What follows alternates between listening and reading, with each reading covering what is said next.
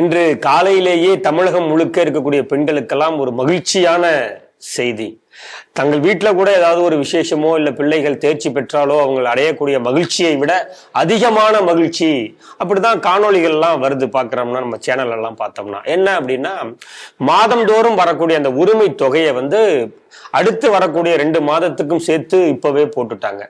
பிப்ரவரி, March, April 3000 வந்துருச்சு. சரி, அப்படி பார்த்தா 3000 தானே வரணும், ஆனா 5000 கிரெடிட் ஆயிருக்கே அப்படின்னு பார்க்கும்போது கோடை கால சிறப்பு தொகுப்பாக, அதாவது என்னுடைய வயதிலே ஒரு பாதி வயசு வரைக்கும் வெயில் காலம்லாம் இருந்திருக்கு.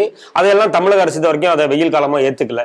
முதல் முறையாக கோடை கால சிறப்பு உதவித்தொகைன்னு ஒண்ணு அரசு அறிவிச்சு அதுக்கு சேர்த்து 2000 ரூபாய் போட்டிருக்காங்க. அப்படின்னா வெயில் அதிகமா தான் இருக்க போகுது, கரண்ட் பில் எல்லாம் கூட தான் போகுதுன்னு நினைக்கிறேன். ஆக மொத்தம் 5000 ரூபாய் கிரெடிட் ஆயிருக்கு. கிட்டத்தட்ட 1,15,00,000 தோராயமாக உள்ள குடும்ப ரேஷன் கார்டுகளுக்கெல்லாம். தமிழகமே மகிழ்ச்சி வெள்ளத்தில் மூழ்கி இருக்கிறது அப்படின்னு செய்திகள் பரவிட்டு இருக்கு. செய்தி எப்படி பாக்குறீங்க? நீங்க சரியா சொன்னீங்க. பிப்ரவரி, மார்ச், ஏப்ரல் இந்த 3 மாதத்திற்கு பிளஸ் 2000 ருபீஸ் எக்ஸ்ட்ரா. அது ஃபார் சம்மர் ஸ்பெஷல். சில் பண்ணவா அப்படிங்கிறது எனக்கு தெரியல. ஏன்னா இனியாவது கவர்மெண்ட்டுக்கு தான் வரப்போகுதுங்கிற ஒரு திடமான நம்பிக்கை நம்மளுடைய இரும்பு கரம் கொண்ட அப்பாவிற்கு இருக்கிறது அப்படிங்கிறது. நீங்க இதோட சேர்த்து கொஞ்சம் இன்னொரு மாசத்துக்கும் சேர்த்து பார்க்கணும். ஜனவரி பொங்கல் அப்போ ஒரு 3000, அதாவது ஜனவரி, பிப்ரவரி, மார்ச், ஏப்ரல், மே வரைக்கும் இது வரைக்கும் அவங்கள அப்படியே சந்தோஷமா வச்சுக்கணும். அதுக்கான பணத்தை நம்ம கொடுக்கணும். ஏன்னா இது யாரோ ஒரு IAS ஆஃபீஸர் கழிவறையில் உட்கார்ந்த பொழுது கன நேரத்தில் அவருக்கு ஒதுச்சிருக்கும்னு தான் நினைக்கிறேன். ஏன்னா எதிர்கட்சிகள்லாம் நாங்க இருந்த ஆட்சியில இருந்தப்ப பொங்கல் தொகுப்பு 5000 கொடு 5000 கொடுன்னு கேட்டீங்களே, இப்ப கொடுங்க 5000 அப்படின்னு எடப்பாடி உள்பட நாங்க கேட்டாங்க.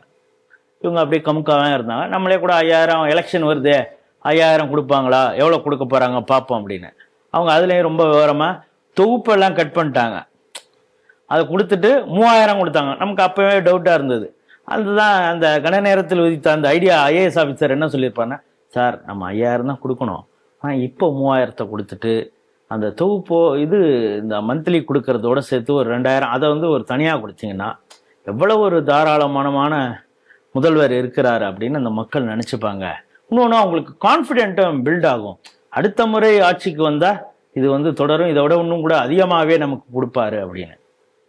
அதற்கு தான் இப்போ எடப்பாடி பழனிசாமியாக இருக்கட்டும், பாஜகவுடைய தலைவர் அனைவருமே எல்லாருமே, ஈவன் விஜய் உள்பட இன்னைக்கு சொல்லியிருக்கிறாரு, உருவுனது எவ்வளவு கொடுத்தது எவ்வளவு அப்படிங்கிறது.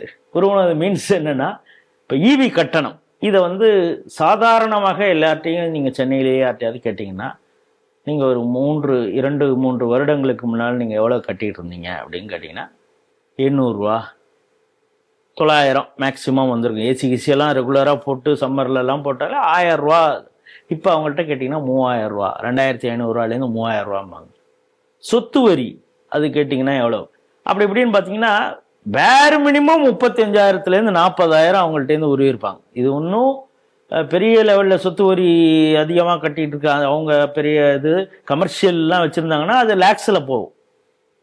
மினிமம் 35,000லேருந்து 40,000 ரூபா இருக்காங்க. இப்போ நீங்கள் பார்த்தீங்கன்னா ரெகுலராக நீங்கள் கணக்கு மாதம் 1000 ரூபா அப்படிங்கிறது ஒரு கணக்கு போடுங்க, 12,000. பொங்கலுக்கு ஒரு 3000, இப்போ கொடுத்துருக்கிறது ஒரு 2000, 17,000. இதெல்லாம் கணக்கு போட்டிங்கன்னா எவ்வளோ வருது? உங்கள்கிட்ட வாங்கினது எவ்வளவு அப்படிங்கிறத இந்த புத்தி, அடிப்படை புத்தி மக்களுக்கு புரிஞ்சதுன்னா திமுகவை எப்படி பார்ப்பாங்க அப்படின்னு. அடிக்கிற கொள்ளையெல்லாம் இதுலேயும் கூட எவ்வளவு சேஃப் பாருங்க. எலெக்ஷன்ல அவங்க இன்னொன்னுக்கு ஓட்டுக்கு காசு கொடுக்க போறாங்கிறது ஒண்ணு. இப்ப இதை கொடுத்துட்டோன்னு வச்சுங்க, இது அரசாங்க காசுலேயே கொடுத்தது மாதிரி ஆயிடும். இல்லைன்னா தேவையில்லாம சம்பாரிச்சு வச்சிருக்கிற காசுலேருந்து கொடுக்கறது மாதிரி இருக்கும் அப்படிங்கிறது. ஏற்கனவே பல அமைச்சர்கள்லாம் ரொம்ப வருத்தத்தில் இருக்கிறவங்களாம் 20-80 ஷேர் இப்போ போயிட்டு இருக்கு. எந்த ஒரு ப்ராஜெக்ட் எடுத்தாலும் அதில் நாங்கள் அடிக்கிறோம், 80% ஒரு இடத்துல கொடுக்குறோம், 20% தான் நாங்கள் வச்சுக்கிறோம். இப்போ எங்களுக்கு இன்சார்ஜு அப்படின்னு 20 தொகுதியை பார்த்துக்க, 35 தொகுதியை பார்த்துக்க, 52 தொகுதியை பார்த்துக்க அப்படின்னு எவ்வளவு கொள்ளையடிச்சிருக்காங்களோ அதுக்கு தகுந்த மாதிரி இன்சார்ஜ் கொடுக்குறாங்க. இப்போ நாங்கள் சேர்த்து வச்சிருந்த காசையும், சேர்த்து வச்சிருந்ததுன்னா நல்ல விதமா இல்லை, திருடி வச்சிருந்த காசையும் இப்போ செலவு பண்ண வேண்டியதாக இருக்குதே அப்படின்னு அழுபதாக ஒரு வார பத்திரிகை செய்தி விட்டுருக்கு. 80% அங்கே கொடுத்துருக்கோமே, 10 பைசா அவங்க இழக்க மாட்டாங்க, 20% தானே நாங்கள் எடுத்திருக்கோம், அதுலேயும் எல்லாத்தையும் உருவிடுவீங்களா எப்படி மக்கள்கிட்டேருந்து உருவுறாங்களோ அதே மாதிரி கொள்ளையடித்த அமைச்சர்கள்ட்டேருந்து நைஸா உருவுறாங்களே அப்படிங்கிற வருத்தம் திராவிட அமைச்சர்களுக்கு இருப்பதாக அந்த வார பத்திரிகை போட்டிருக்குது. இப்ப நம்ம என்ன யோசிக்கணும்னா, பீகார்ல இதே மாதிரி எலெக்ஷனுக்கு முன்னால ஒரு அடாக் அமௌண்ட், நம்ம அடுத்தது நம்ம இதை கேட்டோன்னா, ஹே சங்கி நீங்க என்னடா பண்ணீங்க அப்படின்னு நம்மளை கேட்க போறாங்க. அதுக்கு நம்ம பதில் சொல்லணும்ல. 10,000 ரூபாய் கொடுத்தாங்க, அது பெண்களுக்காக கொடுத்தாங்க. நீங்க யோசிச்சு பாருங்க, பீகாருங்கிறது ஒரு பிற்படுத்தப்பட்ட மாநிலம் அப்படின்னு. ஏன் பிற்படுத்தப்பட்ட மாநிலமாக அது இருந்ததுன்னா, லாலு பிரசாத் யாதவ் போன்ற மிக அதீத உத்தமர்கள் பல ஆண்டுகள் காட்டாட்சி செய்ததுனால அங்க எந்த ஒரு வளர்ச்சியுமே இல்லை, உள்ள அராஜகம் இருந்தது, எம்எல்ஏவே ரவுடியா தான் இருப்பான். இவ்வளவு பிரச்சனைகள் தாண்டி நிதிஷ்குமார் கொஞ்சம் வந்த பிறகுதான் கொஞ்சம் கொஞ்சம் ஊழல் இன்னும் பாருங்க, பீகார் போன்ற இடத்துலயே அவர் மதுவிலக்கை கொண்டு வர்ற அளவுக்கான ஒரு ஆட்சியை கொண்டு வர்றாரு. பெருவாரியாக அவர் மீதோ இல்ல பெரிய இந்த அமைச்சர் மீதோ ஊழல் குற்றச்சாட்டு இல்லை. அதனாலதான் இந்த முறையும் அவர் தேர்ந்தெடுக்கப்பட்டாருங்கிறது ஒரு பக்கம். இப்ப அந்த பிற்படுத்தப்பட்ட மாநிலம் கொஞ்சம் கொஞ்சமாக வருது. இப்ப அதனாலதான் சொல்றேன், ஆண்டு வருமானமே அங்க 40,000 65,000 இருக்கிறது, எவ்வளவோ கோடி பேர் அங்க இருக்கிறாங்க அப்படிங்கிறாங்க. அப்படின்னா அவங்களுக்கு அந்த 10,000 ஆண்டுக்குங்கிறது எவ்வளவு பெரிய அமௌண்டா இருக்கும். அதை வைத்து அவங்க என்ன தொழில் செய்யலாம், அந்த மாடு வாங்குறதா இருக்கட்டும், ஏதோ ஒரு அது குறிப்பாக அது பெண்களுக்கு தான் கொடுத்தாங்க அப்படிங்கிறத பாக்குறோம். ஆனா இங்க உரிமை தொகை, இப்ப கார் வச்சிருந்தா கூட உரிமை தொகையில சேர்க்கலாங்கிற அளவுக்கு இவங்க மிக விசாலமான மனது கொண்டு இங்க இருக்கிறவங்க பண்ணாங்க. இப்ப நீங்க அடிக்கடி ஒரு வார்த்தை, இப்ப கூட சமீபத்துல முதல்வர் சொன்னார், நம்மலாம் எப்போ கிராஸ் பண்ணியாச்சுங்க, பக்கத்துல இருக்கிற மாநிலத்தோட போட்டி போடுறதெல்லாம் அந்த காலம்லாம் மலையேறி போச்சு, நம்ம ஸ்வீடன் ஜெர்மனி அது கூட போட்டி போட்டுக்கிட்டு இருக்கோம் அப்படின்னாரு. பின்தங்கிய மாநிலம் பீகார், அங்கேயே 10,000 ரூபாய் எவ்வளவோ வருஷத்துக்கு இருக்கு, அந்த பெண்களுக்காக 10,000 கொடுத்துக்கலாம். நீங்க அது தேர்தலுக்காக கொடுக்கப்பட்டதாகவே வச்சுப்போம். நீ ஸ்வீடன் ஜெர்மனியோட போட்டி போடுற மாநிலம், நீ 8,000 ரூபாய் இப்போ கொடுத்துருக்க, 2,000 தான் பேலன்ஸ் இருக்குது. அது எலெக்ஷன் நேரத்தில் நீ ஓட்டுக்கு எவ்வளோ 1000 கொடுக்க போறேங்கிறது தெரியுது. அப்படின்னா உனக்கு வெக்கமா இல்லையா? மானம் சூடு சொரணை, அதாவது காசுனால இந்த மக்களை விலை கொடுத்து வாங்கிடலாம் அப்படின்னு இவர்கள் நினைக்கிறாங்க. இது அதாவது பெண்களாக இருக்கட்டும், இந்த ஓட்டு போடக்கூடிய ஆட்களை இவங்களை ஒரு பிச்சைக்கார மனோநிலையிலே வச்சிருக்கோம். ஏன்னா இதை நான் சொன்னேன்னா நீங்க பாருங்க, ஒரு நலத்திட்டத்தை அரசு கொச்சைப்படுத்துகிறாயா அப்படின்னு. நான் கொச்சைப்படுத்தல, அன்பரசன் தாமா அன்பரசன் நாங்க 1000 ரூபாய் கொடுக்கலன்னா பல பேர் சோறு இல்லாம இருந்திருப்பான். அதையெல்லாம் இருக்கக்கூடாதுங்கிற ஒரு பக்கம் இலவச அரிசி, ஒரு பக்கம் மாசத்துக்கு 1000 ரூபாய் கொடுக்குறோம் அப்படின்னா, நாங்க கொடுக்குற 1000 தாண்டா நீ சோறு பொங்கி திங்கிற டேஷ் அப்படின்னு தாமோ அன்பரசன் தான் சொன்னார், நம்ம சொல்லல, நீங்க சொல்லல. அவருடைய பொதுக்கூட்டத்திலே பேசியிருக்காரு, இந்த 1000 தான் பல பேர் உயிரோடு இருக்கிறான், இல்லாட்டினா அவன் பசி பட்டினியினால செத்துருப்பான். அந்த பசி இப்ப 26 கோடி மக்களை நான் வறுமை கோட்டுக்கு மேல கொண்டு வந்திருக்கேன்னு தம்பட்டம் அடித்துக் கொள்கிறார் மோடி. 1000 ரூபாய் கொடுத்ததுனாலதான் பாதி பேர் பசி இல்லாம இன்னைக்கு உறங்குகிறான் அப்படிங்கிற ஒரு தாத்பரியமான உண்மையை தாமோ அன்பரசன் நம்ம சொன்னதை பார்க்கிறோம்.